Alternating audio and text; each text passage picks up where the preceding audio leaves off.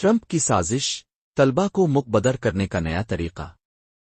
کیا اب جانتے ہیں کہ ٹرمپ انتظامیہ نے بین الاقوامی طلبہ کو مقبدر کرنے کا ایک نیا طریقہ ڈھونڈ لیا تھا؟ یہ صرف امیگریشن کی بات نہیں بلکہ تعلیم اور مستقبل کی بات ہے۔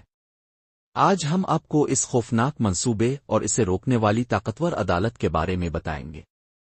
ٹرمپ انتظامیہ نے ہارورڈ یونیورسٹی سے مطالبہ کیا تھا کہ وہ اپنے بین الاقوامی طلبہ کو نکال دے۔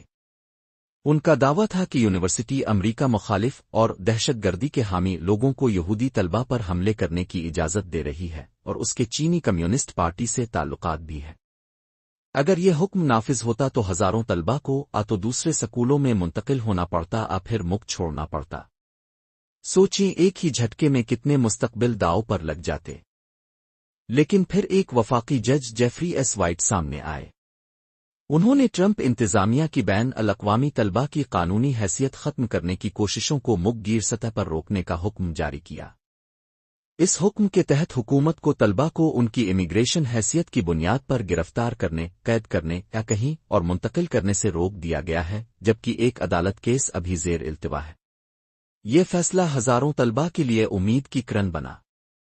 ڈونلڈ ٹرمپ کی حکومت قانونی اور غیر قانونی دونوں طرح کے تارکین وطن کو نشانہ بنا رہی ہے۔ اگر آپ امریکہ ہجرت کرنے کا سوچ رہے ہیں تو اس بات کو ذہن میں رکھیں۔ جیسا کہ ہم نے اپنی پچھلی پوسٹ میں بتایا تھا، immigration and customs enforcement (ice) نے اس مہینے کے شروع میں کاروباروں اور ریستورانوں پر چھاپے مارے۔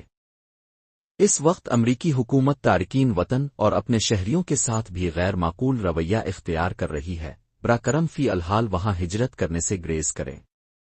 مزید اپ ڈیٹس کے لیے سبسکرائب کریں۔